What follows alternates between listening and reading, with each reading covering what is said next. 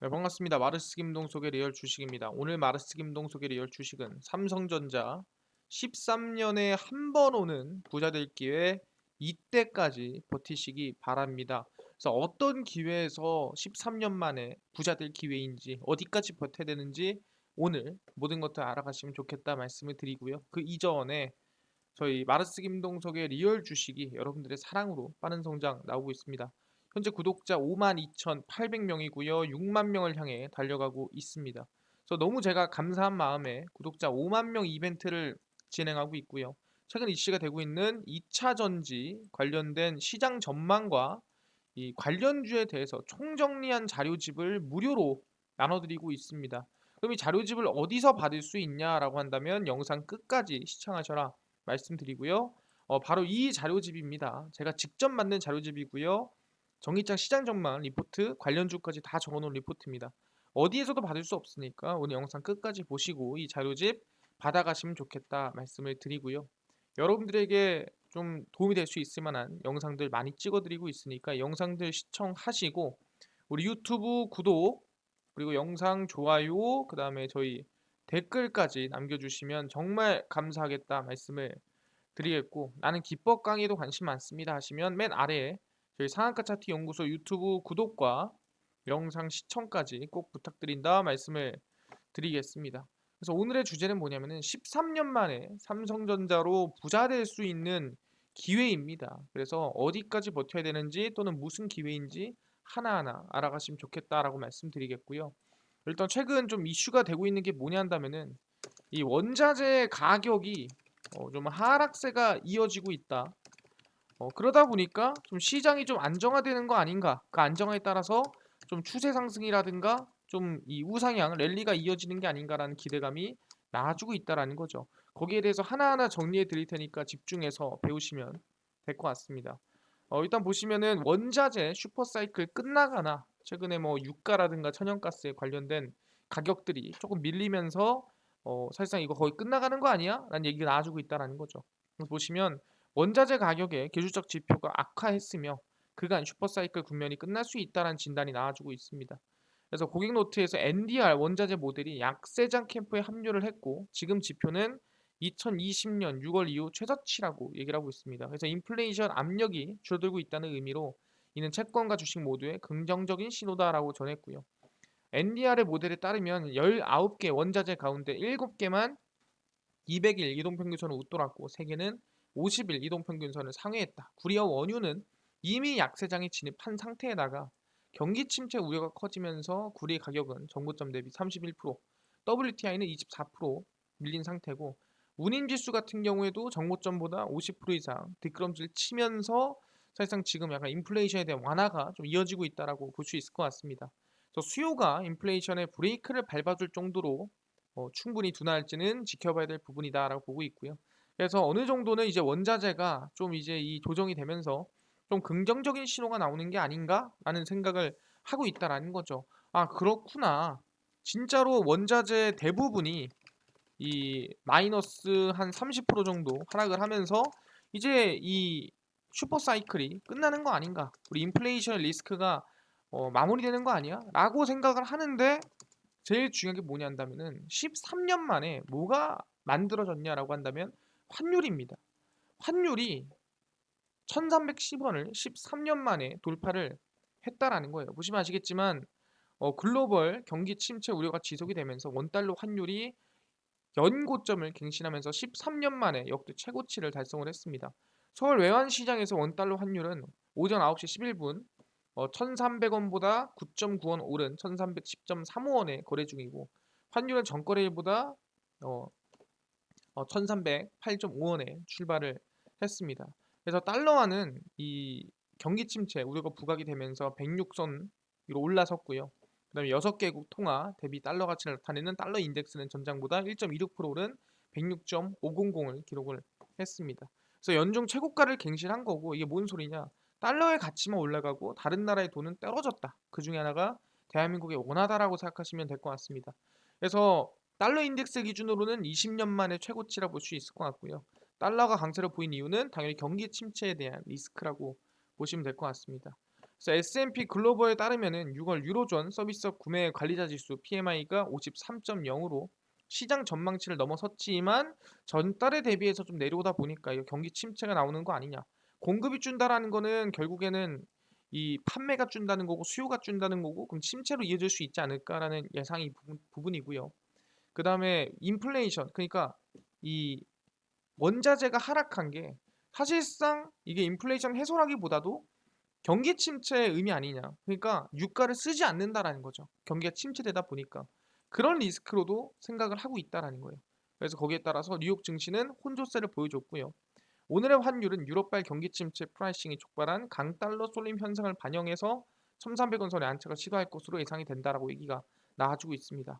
그러니까 이거를 저희가 13년 만에 최고치라고 해서 여러분들이 무슨 생각이냐 또는 이게 뭐 대단한 거냐 생각할 수 있는데 그래서 환율을 좀 보여드리겠습니다.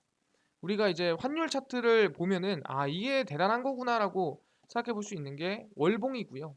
그리고 5년치로 제가 좀 땡겨봤습니다. 그래서 1,310원이 어느 정도냐면 이 구간이에요. 이 구간이 언제냐라고 한다면 닷컴 버블이 터졌을 때 경제 위기 그리고 2007년 8년 경제 위기가 터졌을 때 제외하고는 단 한 번도 오지 않은 13년 동안 터치조차 하지 못했던 환율이 지금의 가격이라 볼 수 있을 것 같습니다. 그러다 보니까 경제 위기급이 아니면 올 수 없는 환율의 위치가 지금의 위치라는 거예요. 그러면은 환율이랑 13년 만에 오는 이 환율의 위치랑 삼성전자랑 무슨 이유냐라고 물어볼 수 있습니다. 일반적으로 환율의 가격과 그리고 삼성전자의 움직임은 반대로 움직입니다. 뭔 소리냐? 환율이 떨어지면 환율이 하락하면은 삼성전자는 상승하고요. 환율이 올라가면은 삼성전자는 하락합니다. 그래서 반대로 움직인다 생각하시면 될 것 같아요. 그럼 여기서 얘기하는 게 환율이 13년 만에 최고치라는 건 뭔 소리냐면은 삼성전자도 어떻게 보면은 13년 만에 오는 기회의 저점이다라고 볼 수가 있다라는 거죠. 그러니까 13년 만에 최저치는 아니지만 그 정도로 삼성전자가 리스크를 받고 있고 그 정도로 환율에 영향받고 있는 순간이 지금이다. 그렇기 때문에 우리는 뭐다 13년 만에 환율이 1310원을 찍어준 지금이 우리는 삼성전자를 천천히 모아갈 수 있는 기회지 않을까라고 생각해 볼 수 있다라는 건데 아니 이것만 보고 우리가 어떻게 판단할 수 있나요? 라고 물어볼 수 있습니다. 그러면은 이 삼성전자가 환율을 가지고 움직이나 안 움직이나 확인해 보자는 거고 그러면 우리가 내려갈 때만 확인해 보자는 거예요. 이 환율이 떨어질 때만 확인해 보자. 그 환율이 언제 떨어졌냐라고 한다면은 체크하겠습니다.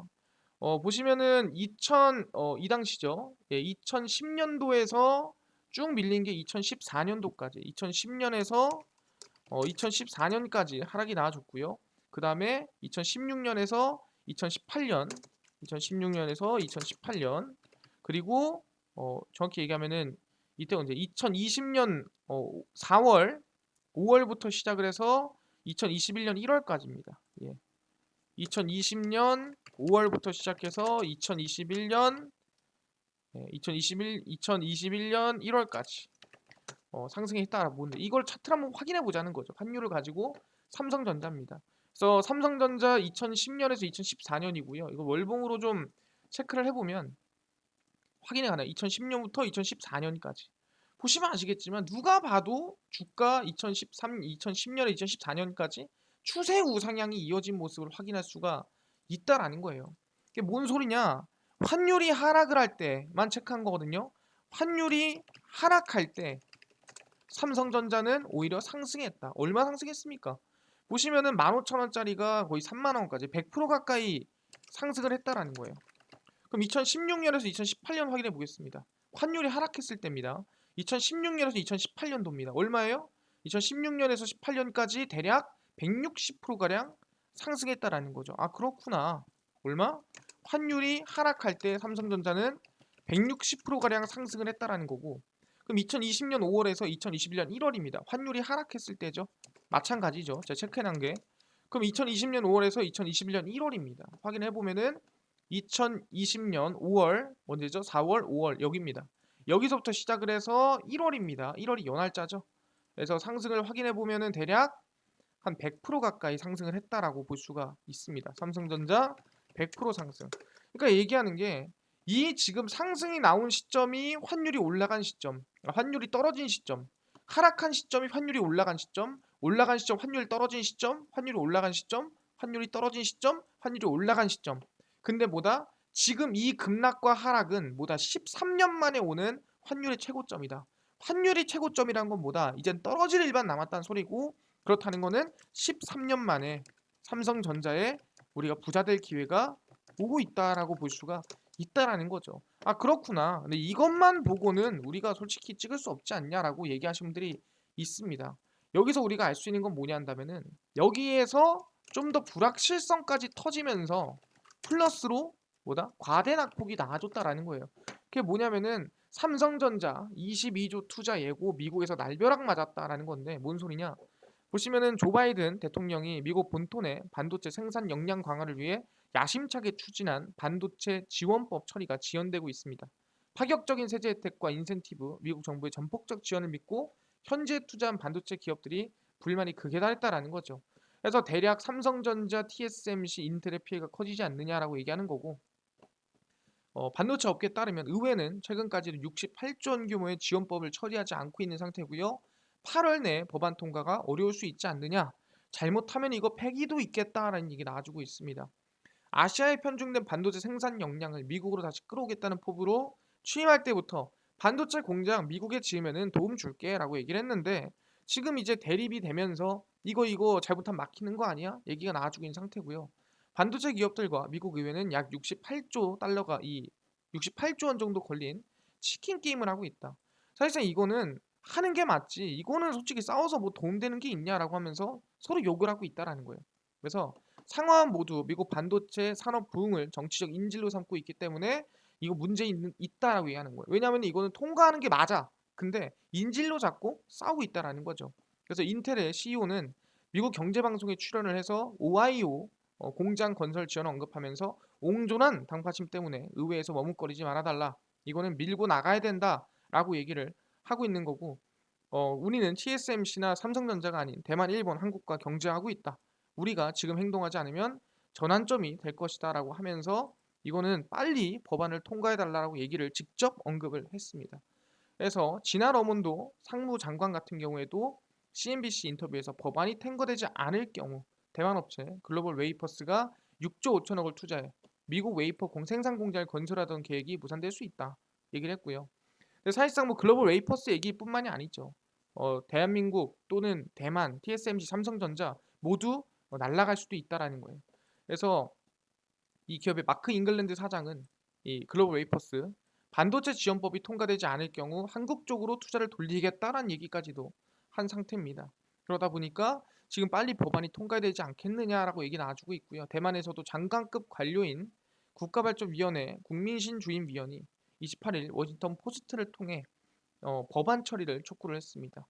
TSMC 같은 게 전 세계 1위죠. 그렇기 때문에 미국에 빨리 공장 지어야 되는데 빨리빨리 법안 통과해라라고 얘기를 하고 있다라는 거죠. 그래서 마이크론 CEO 같은 경우에도 메모리 반도체 2%만을 미국에 생산하고 있고, 미국에 공장을 지으려면 지원법이 무조건 필요하니까 빨리 처리를 해라라고 또 밀고 있다라는 거예요. 그래서 삼성전자가 방금 전에 얘기한 대로 이 법안 통과가 불확실성하다 보니까 좀 지원 부분에서도 불투명해지고 있는 게 사실이다라고 보고 있는 부분이죠. 그래서 인내심을 갖고 일단 법안 통과를 기다리고 있다라고 얘기하고 있고요. 이번에 텍사스주 이 테일러의 이 파운드리 공장 부지를 선정하고 지금 땅을 다지고 있는 상태입니다. 착공식도 곧 진행을 할 예정인데 지금 법안 때문에 좀 밀리고 있는 상태라고 볼 수가 있다라는 거죠. 아, 뭐냐? 지금 잘못하면은 반도체 지원법이 통과가 안 될 수도 있다라는 불확실성이 나아지고 있는 거고, 이 영향이 어떻게 보면 삼성전자에 또 끼치고 있는 게 있다라는 거죠.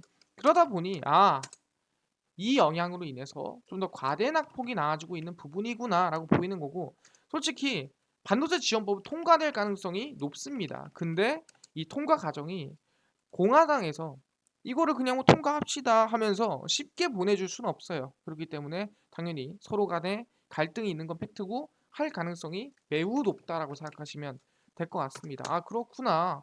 해볼만 하구나. 근데 오케이, 알겠어요.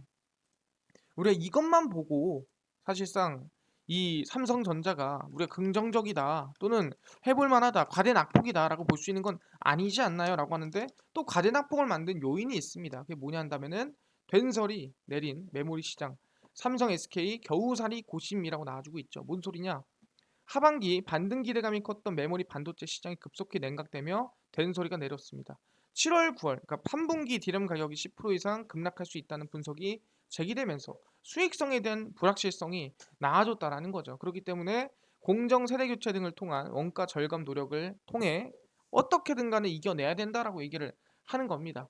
그래서 디램 가격이 원래는 한 3%에서 8% 하락할 걸로 예상이 됐는데 10%까지도 하락할 수 있다라고 얘기가 나아지고 있는 상태입니다. 그 이유는 당연히 디램 업황 부진을 어, 점치는 배경은 러시아나 우크라이나 인플레이션의 영향이 좀 크다라고 생각하시면 됩니다. PC 출하량이 좀 떨어졌고요. 스마트폰도 마찬가지고 이 디램의 재고가 늘다 보니까 좀 리스크가 나아졌다라고 볼 수 있을 것 같습니다. 그래서 일단은 이 중국과 대만 일부 제조업체들은 하반기에 생산 시설을 확대할 계획이기 때문에 공급 과잉도 좀 우려가 커지고 있는 상태입니다. 재고가 늘어난다라는 거죠. 그래서 삼성전자의 경우 서버, 모바일, 그래픽, 첨단 공정 제품과 고부가 가치 제품의 판매 비중을 늘려 대응을 나서겠다라 얘기하고 있고요. SK하이닉스도 마찬가지죠. 그래서 디램 업황 반전을 꾀할 인텔의 DDR5 지원 CPU의 하반기 출시에도 업계는 기대를 걸고 있습니다. 그래서 DDR5 같은 경우에는 제가 얘기했죠. 항상 이 D램에 더 빠르고 더 강한 그리고 더 속도가 강력한 전력 효율이 괜찮은 이 D램이 나온다 얘기했고요. 이 보급이 이제 세대 교체가 올해 하반기부터 진행이 됩니다. 거기에 대한 기대감도 나아지고 있다. 그래서 얘기를 해보자면은 D램이 더 빠질 수도 있다라는 불확실성도 나아지고 있다라는 거예요.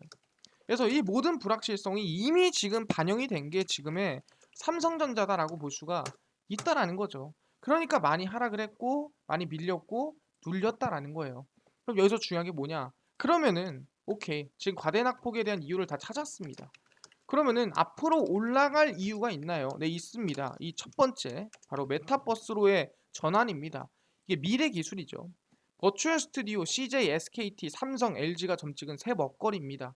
이게 뭔 소리냐라고 한다면은 배우와 감독 모두에게 좋은 방식을 생각했어요. 배우들은 자기가 어떤 공간에 들어와 있는지, 어떤 세계 속에 와 있는지를 눈으로 보면서 연기를 할 수 있어서 당연히 좋고요. 감독 역시 실제로 구현된 세계 속에서 카메라를 설치하니까 일이 수월하고 너무 좋아요 라고 얘기를 합니다. 이게 뭔 소리냐? VFX 기반 버추얼 스튜디오의 장점을 설명을 했습니다. 박찬욱 감독은 올해 초 공개한 단편 영화 일장 춘몽의 후반부를 촬영하기 위해 경기 하남시 1만 1265제곱미터의 버추얼 스튜디오 VA 스튜디오 하남을 구축한 VA 코퍼레이션과 협업을 진행을 했습니다. 그린 스크린 앞에서 찍은 다음 후반 작업에서 배경을 그려놓을 수도 있지만 배우들이 황당한 녹색 벽 앞에서 연기하는 게 어렵기 때문에 버추얼 스튜디오 적용된 새로운 기술을 하기 위해 왔다라는 거죠. 아니 버추얼 스튜디오가 뭔데? 스튜디오 벽면과 천장을 대형 LED 스크린으로 감싼 공간을 말하고 촬영에 필요한 다양한 배경을 LED 스크린에 구현해서 설치와 철거를 반복해야 되는 물리적 세트의 단점을 극복했다라는 거죠. 그래서 피사체와 카메라 사이의 원근감을 자동으로 계산해 스크린에 실시간으로 적용하는 방식이기 때문에 관객도 느끼는 실감도가 상당히 높다라는 거고 그 후반에 들어가는 이제 특수효과 작업이 좀 덜 들어간다라고 보시면 될 것 같습니다. 그래서 코로나 영향이라든가 앞으로 VR, AR 촬영을 위해서라도 주목을 받고 있는 거라 보시면 될 것 같고요.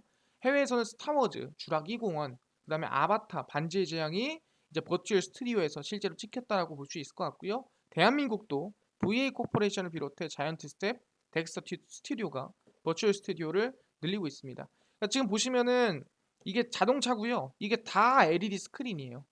그러니까 위 아래 다 LED 스크린이고 이 LED 스크린에 지금 배경을 이렇게 띄워가지고 마치 이 차가 진짜로 여기 있는 것처럼 달리면 달리는 대로 배경이 움직이고 얘가 멀어지면은 멀어진 대로 저 멀어지는 이미지가 멀어지고 하는 게 바로 버추얼 스튜디오다. 그러니까 바뀐지 아닌지 촬영했을 때는 모르는 거죠. 그래서 주요 기업 간 진입경제 두드러지고 있고요. CJ E&M 스튜디오 센터 연명적 1650제곱미터의 버추얼 프로덕션 스테이지를 열었다라고 보시면 될 것 같고요. 그래서 아마 CJ와 SK도 열심히 준비 중이다 보시면 될 것 같고 그뿐만 아니라 우리가 항상 얘기하는 어디 삼성전자 같은 경우에도 함께 참여를 하고 있는 상태라고 보시면 될 것 같습니다. CJ ENM의 이 버추얼 프로덕션 스테이지의 LED 사이니지 더월을 삼성전자가 공급을 했고요. 타원형으로 설치된 더월의 지름은 20m, 높이는 7.3m입니다. 그래서 쭉 보시면은 삼성 이 밖에도 360도 촬영을 위한 404제곱미터 면적의 LED 디스플레이를 천장과 입구 쪽에 설치합니다. 그러니까 어떻게 보면 이 버추얼 스튜디오의 진심인 게 삼성전자라고 보시면 될 것 같습니다. 그래서 지금 보면은 이 여기 안에 들어간 LED가 삼성전자 LED라고 생각하시면 될 것 같아요. 그래서 보다 이 버추얼 스튜디오를 위한 지금 새 먹거리 투자가 들어가고 있다라는 거죠. 근데 이렇게 버추얼 스튜디오가 왜 들어갈까? 버추얼 스튜디오에 삼성전자, LG가 왜 투자하고 있을까? 이유가 있다라는 거예요. 저렇게 왜 굳이 앞으로 특수효과를 이용해서 만들 수 있는 영상도 있고 한데 굳이 빠르게 영상을 저렇게 만들 만한 이유가 있나? 360도 LED를 만들어서 할 만한 이유가 있나? 360도 위, 아래 모두 디스플레이가 나오게끔 만드는 이유가 있을까? 라고 한다면 이유는 딱 한 개죠. 바로 아시겠지만 이것 때문이다. VR, AR 시장 주도 메타에 삼성, 애플 도전장 내밀었다라는 거죠. 가장 최근 기사고요. VR 헤드셋을 착용하고 가상의 책을 눈앞에 가져다 대니 초점이 책에 있는 글자를 따라 자동으로 맞춰집니다. 그래서 이달 6월 17일 마크 저커버그 메타 CEO가 공개한 미래형 VR 기술 중 하나입니다. 실제 세상처럼 생생하고 사실적인 3D 디스플레이를 만들려면 매우 흥미로운 문제들을 풀어야 하고 비주얼 튜링 테스트를 통과한 디스플레이는 완전히 새로운 경험을 선사할 것이다. 현실과 가상을 분간하기 어렵게 하는 3D 디스플레이는 문화마저 바꿀 것이다 라고 얘기를 하고 있습니다. 그래서 VR 헤드셋을 공개를 했고요. 인간 시력은 1.0은 시야각 1도당 60픽셀을 확보해 달성이 가능한데 버터스카치는 55픽셀까지 높여서 거의 사람의 눈과 비슷한 수준이라고 얘기를 한다라는 거죠. 이거는 이제 이 마크 주커버그게 아니고요. 그래서 CEO가 통과가 임박했다 강조한 비주얼 튜링 테스트는 컴퓨터상 이미지가 실제 사물에 필적하는 그리고 판별하는 과정을 말을 합니다. 그러니까 눈으로 보는 것과 전혀 다른 게 아닌 테스트라고 생각하시면 됩니다. 그래서 20피트 약 6m에서 20 시산표를 확인할 수 있을 정도의 시력인 20분의 20 보장한 디스플레이, 시선을 추장하고 움직임을 제대로 파악할 수 있는 가병 초점 렌즈, 빛이 일그러지지 않는 수차 조정 보정을 꼽았습니다. 그래서 메타가 열심히 사람이 마치 보는 것과 비슷한 VR 기술을 만들었다 얘기할 수 있을 것 같은데 이 기술을 보다 삼성과 애플도 준비 중이라는 거죠. 왜냐한다면은 일단 메타버스의 시장 규모가 말도 안 되게 성장이 나올 것으로 예상이 된다라는 거예요. 얼마? 최소한 800조에서 900조 이상으로 2년, 3년 안에 성장을 한다라는 거예요. 800조, 900조가 말이 됩니까? 그것도 2, 3년 안에 엄청난 수준이라 볼 수 있을 것 같고요. 그래서 지금 2021년 기준으로는 VR, AR 기기가 연간 1000만 대 수준으로 그치고 있지만 앞으로 메타, 마이크로소프트, 애플 등 신제품 출시로 3000만 대 이상 늘어날 것으로 예상이 됩니다. 그리고 소프트웨어 인프라에 고도하고요. 3D 세계를 실제로 구축할 수 있는 기술이 갖춰져야 된다. 그게 아까 얘기한 대로 버추얼 스튜디오라는 거예요. 이 3D 세계를 만들고 안에 영상을 구현하고 이미지를 구현하는 게 버추얼 스튜디오를 통해서 구현할 수가 있다라는 거죠. 메타, 구글, 삼성 글로벌 테크 기업들이 가상 증강현실 기술 개발에 앞다퉈 뛰어들고 있고요. VR, AR 시장을 어떻게든 선점하겠다라는 기대감이라는 거죠. 그러다 보니까 지금 이 메타버스 기대감이 결국엔 이 삼성, 방금 얘기한 인텔, 구글, 메타 모두가 집중하고 있는 구간이라고 볼 수 있을 것 같고요. 그래서 구글 같은 경우도 아까 얘기한 대로 이 스마트 글라스를 선보였다 볼 수 있을 것 같아요. 스마트 글라스가 이겁니다. 방금 전에 처음 얘기한 이게 안경인가요? 싶겠지만 예, 이게 안경입니다. 그래서 이 눈앞에는 정말 새로운 화면이 보이고 그런 글라스라고 보시면 될 것 같고요. 애플 같은 경우에도 VR 기기보다는 AR 기기에 더 많은 관심을 두고 있고요. 그래서 애플이 VR 기기 대신에 안경 형태 AR 헤드셋이 VR 기기의 하드웨어적 단점을 대부분 해소할 수 있을 것이다라고 얘기를 하고 있습니다. 가격은 뭐 한 300만 원, 많게는 뭐 한 400만 원 선까지 올라가겠는데 그렇더라도 사람들은 많이 사지 않겠느냐라고 기대해 본다라는 거죠. 그래서 삼성도 준비하고 있죠. 삼성의 행보에도 관심이 집중됩니다. AR, VR 연구 개발은 삼성전자 완제품을 담당하는 디바이스 경험 DX 부분이 중심이 될 걸로 보이고 있습니다. 그래서 2013년 스마트워치는 갤럭시 기어를 먼저 출시한 바가 있고요. 그 이후에도 계속해서 AR 글라스 제품을 출시할 것이라는 기대감도 나와주고 있습니다. 그러다 보니까 결국에는 이 버추얼 스튜디오 투자를 위한 건 뭐다? 이 메타버스 800조, 900조 시장에 진출하기 위한 기반이라고 보시면 될 것 같습니다. 아, 그렇구나. 충분히 지금 메타버스를 위함이구나라고 우리가 판단할 수가 있겠다라는 거죠. 아, 알겠습니다. 근데 이제 제일 중요한 게 뭐냐 한다면은 일반적으로 오케이.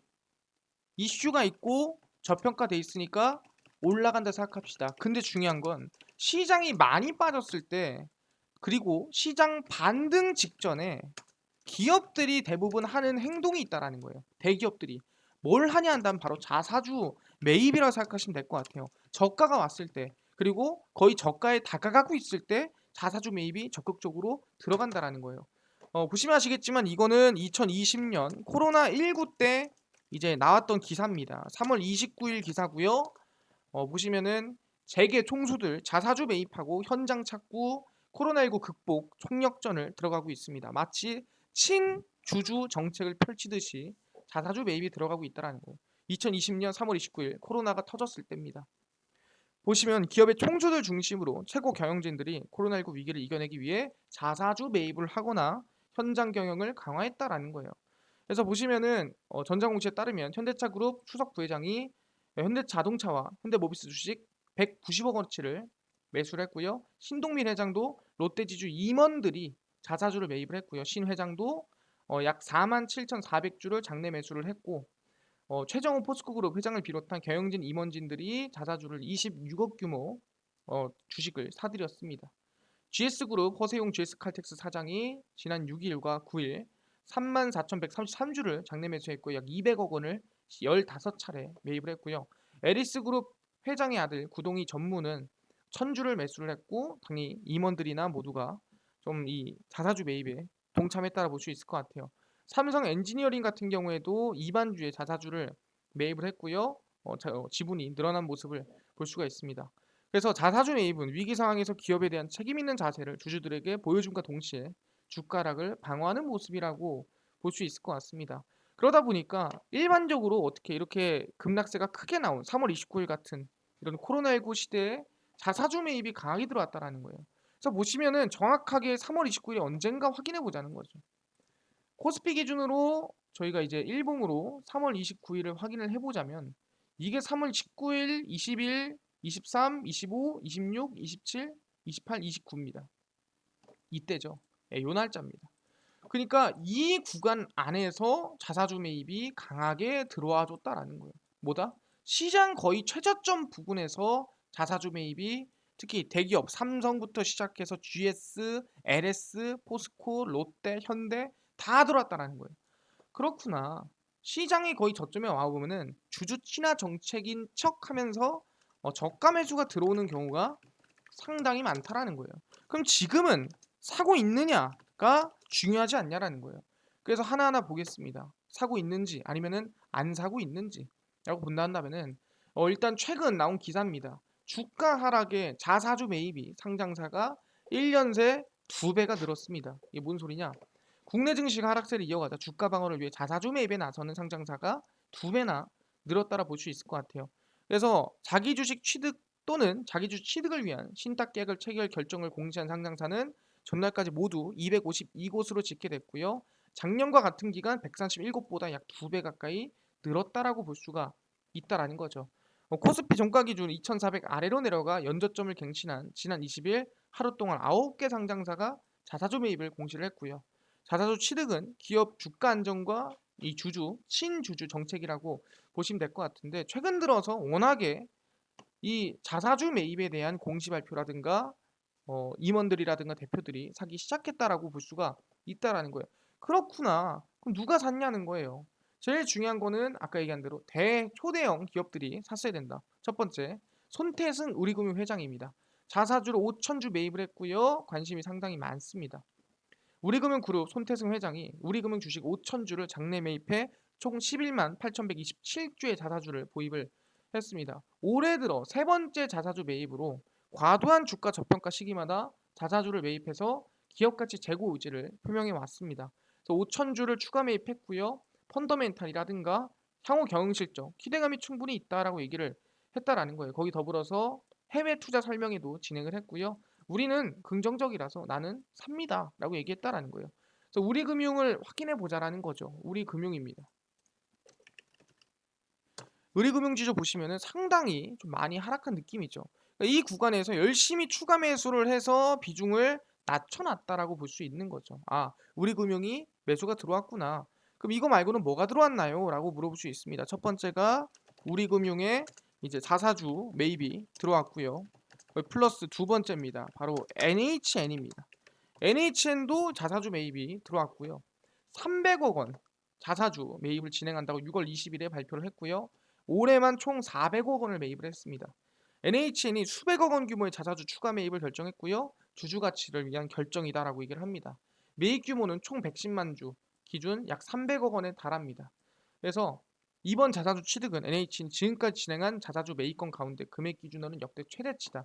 적극적인 주가 부양 의지와 이번에 처분 없이 열심히 추가 매수를 해가지고 총 한 400억 원 정도 우리는 매입을 해나갈 것이다. 근데 웃긴 게 뭐냐면은 2021년도까지 총 800억 원을 샀는데 올해에만 지금 400억 원을 산 겁니다. 50%를 늘린 거죠. 그래서 확인해 보면은 최근 6월 20일부터 열심히 샀습니다. NHN 보시면은 이제 6월 20일이면 언제냐면은 이 구간이에요. 6월 20일, 20일, 20일 여기입니다.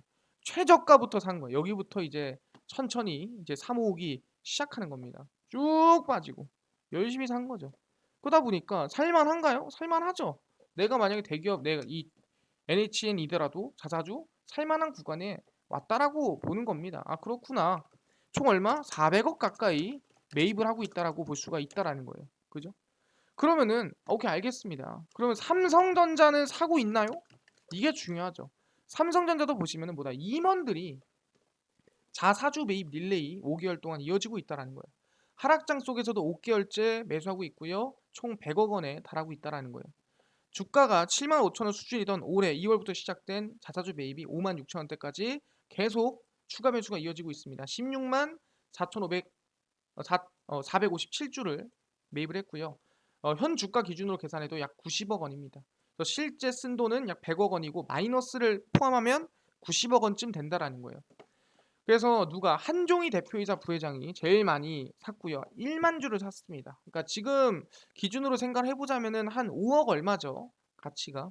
그리고 경계현 대표이사 사장과 노태문 MX 사업부장 사장이 8천 주씩 매입을 했고요. 경영지원 실장도 6천 주. 그 외에도 60명이 열심히 사들였습니다. 그래서 매입 릴레이는 회사 가치에 비해 주가가 저평가됐음을 보여주기 위함이라고 얘기하는 거고 내부 정보를 꾀하고 있는 임원진이 주가 내려가는 중에 싸게 사기 위해서 샀다라고 볼 수가 있는 거죠.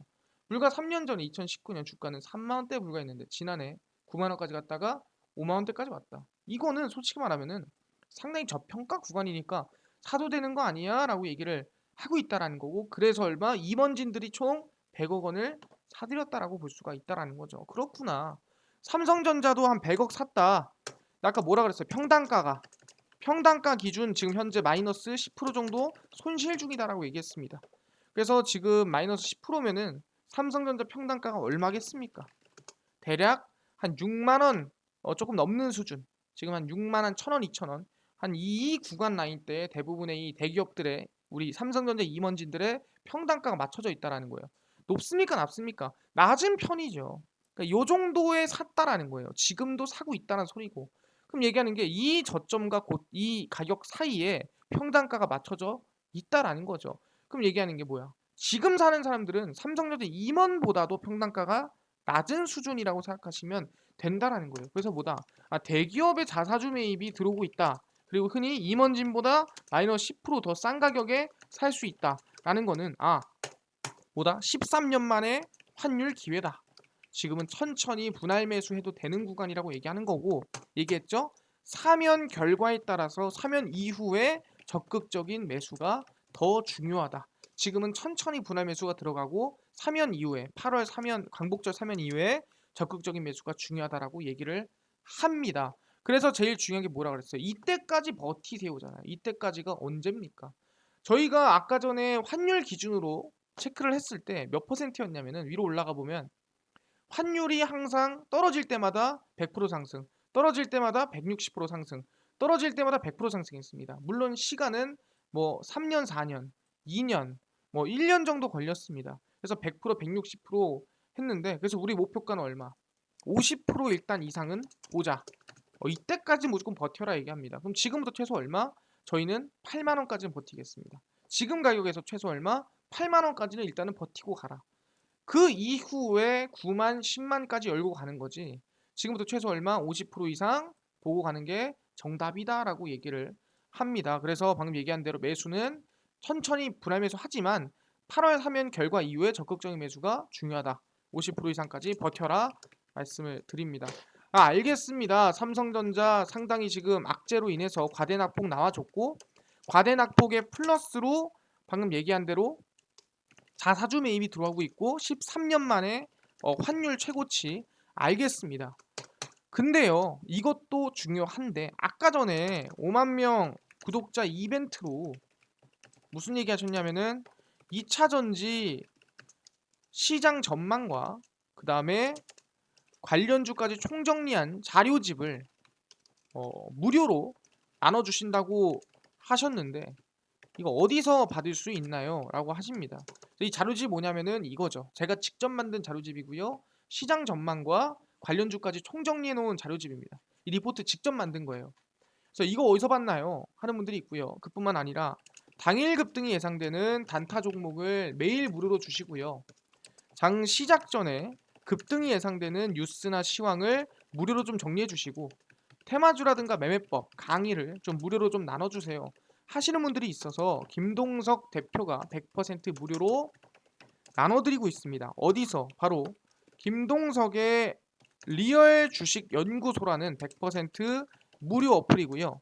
이 어플은 각 스마트폰 안에서 무료로 다운로드 가능합니다. 내가 아이폰을 씁니다 그러면은 앱스토어에서 무료로 가능하고요. 갤럭시를 씁니다. 구글 플레이나 플레이 스토어에서 무료로 가능합니다. 앱스토어, 구글 플레이, 플레이 스토어에 접속을 하신 다음에 뭐라 검색하시냐? 김동석의 리얼 주식 연구소라 검색을 하시고요. 그럼 이렇게 김동석의 리얼 주식 연구소 어플이 화면에 뜨게 됩니다. 100% 무료로 어플 설치가 가능하고요. 꼭꼭꼭꼭꼭 설치를 하셔라 말씀을 드립니다. 그래서 설치를 하시고 나면은 무료로 이 김동석의 리얼 주식 연구소 어플이 화면에 뜨게 된다라고 말씀드리고요. 김동석의 리얼 주식 연구소 어플입니다. 100% 무료 어플이고 당일 리얼 추천주가 당일 급등 예상되는 종목을 무료로 알아갈 수 있고 급비 분석이 장 시작 전 시황을 무료로 알아갈 수 있습니다. 급비 자료가 테마주라든가 매매법에 대해서 무료로 나눠드리고 있고요. 나는 아까 전에 5만 명 구독자 이벤트로 2차전지 자료집 어떻게 받을 수 있나요? 하신 분들 리얼 추천주 꼭 누르시고요. 들어가시면 제가 5만 명 자료 배포라고 해서 올려놨습니다. 이거 누르고 들어가시면 됩니다. 들어가시면은 저희가 감사합니다 하면서 자료집을 올려놨어요. 그래서 이게 자료집이고요. 100% 무료입니다. 그냥 다운로드 무료로 받아가시면 된다라고 말씀드리고요. 이 자료집뿐만 아니라 당일 리얼 추천주에서는 매일 이렇게 7월 7일, 6일, 5일, 4일, 1일 추천주를 무료로 올려드리고 있습니다. 그래서 무료로 확인하시면 좋겠다 말씀드리고요.